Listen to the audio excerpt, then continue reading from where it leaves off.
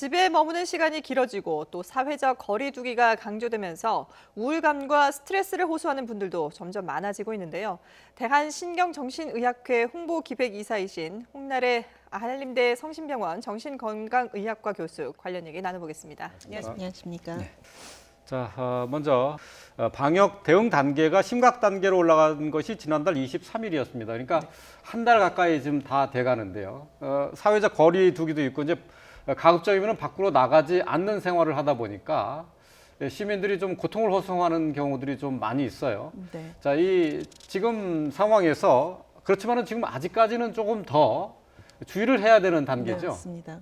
좀 고통스러우시더라도 이 기간을 조금 길게 가져야 될 것은 필요할 것 같습니다. 그래서 네. 심리 방역에 대한 중요성이 좀 더 강조되고 있는 것 같습니다. 네. 심리 방역이라고 말씀하셨는데 그럼 어떻게 좀 일반 시민들이 좀 할 수가 있을까요? 다른 사람들과 어떤 내가 지금 기분이 이런데 혹은 내가 이렇게 불안한데 이렇게 힘든데 당신은 어떠냐 이런 이야기들을 한번 나눠보시는 것도 좋고요. 네. 이게 우리가 사회적 거리를 두다 보니까 자꾸 만남이 너무 줄어들어서 소통이 너무 줄어드는 경향들도 예, 있거든요. 예. 네. 근데 여러 가지 방법들로 소통할 수 있는 경우들이 있기 때문에 예. 그런 것들을 잘 사용하시는 것이 도움이 될 것 같습니다. 근데 코로나19 사태가 오랫동안 진행이 되다 보니까 코로나 블루라는 얘기도 있더라고요. 네, 이제 맞습니다. 그러니까 코로나로 인해서 어떤 우울증 같은 게 있는 것 같은데 이거 구체적으로 어떤 증상을 말하는 겁니까? 네.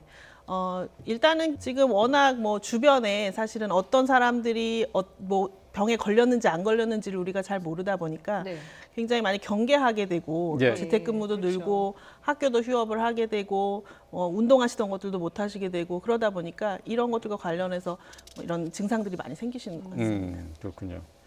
어쨌든 우리는 좀 비교적 빨리 이렇게 진화가 된 편이라고 볼 수 있을 것 같은데 근데 그 노력 중에 하나가 일단 확진자의 동선을 재빨리 공개를 하면서 네. 많은 사람들이 거기에 대한 경계심을 늦추지 않았던 부분이 또 효과를 보지 않았을까 싶거든요. 근데 오히려 이제 시간이 지나면서는 이게 너무 많은 정보가 공개되면서 거기에 따른 또 피해도 많이 확산이 되는 것 같습니다. 네. 교수님 보실 때는 어떠셨나요? 사실 많은 사람들이 요즘 병에 걸릴까도 걱정을 하지만 예. 걸리게 되면 내가 어떤 확진자로 이렇게 소문이 나게 되고 네. 어떤 혐오의 대상이 되고 예. 나의 모든 생활이 다 낱낱이 이렇게 드러나게 되지 않을까 그 부분에 대한 걱정들도 훨씬 더 많이 하시게 되고 네네. 실제로 확진자 여러분들께서 그런 부분에 대한 스트레스 때문에 고통감을 많이 호소를 하시고 계시거든요. 예. 초기에 그런 감기 증상이라든가 뭐 이런 독감 증상이 있다고 하더라도 좀 숨기려고 하는 그런 경향이 나타나지 않을까 네. 이렇게 생각이 들거든요. 어떻게 보면 전체적인 우리가 방역을 하는 그런 사태에 있어서 또 도움이 되지 않고 있는 부분들도 예. 없지 않아 있는 것 같습니다. 예.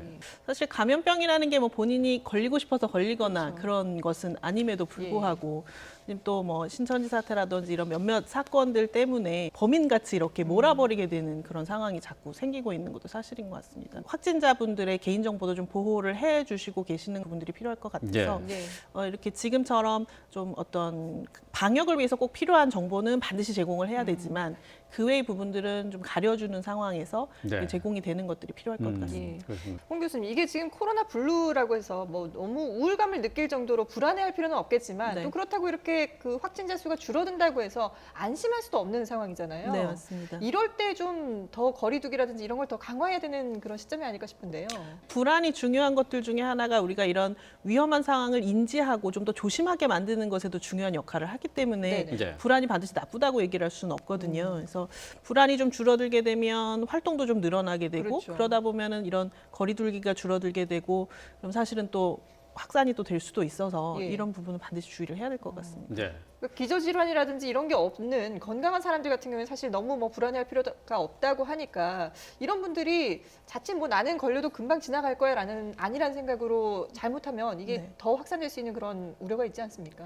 그 건강하고 젊으신 분들이 사실은 걸려서 본인의 건강에는 크게 문제가 되지 않을 수 있지만 그 중에는 이제 연세 드신 분들도 계실 것이고 기저질환 있으신 분들도 계실 것이고 그러다 보면 이제 정말로 큰 문제가 더 발생하게 될 수 있으니까요. 네네. 네. 사회적 거리 두기 지금 꼭 필요한 상황인데요. 네. 좀 이게 장시간 걸쳐서 이루어지다 보니까 좀 답답해 하시는 분들이 많습니다. 하지만 조금 더 지금 중요한 뭐 시기라고 할 수 있으니까요. 조금 더 참아 주셔야 될 것 같습니다. 예, 지금까지 대한신경정신의학회 홍보기획이사이신 홍나래 한림대 성심병원 정신건강의학과 교수 함께했습니다. 잘 들었습니다.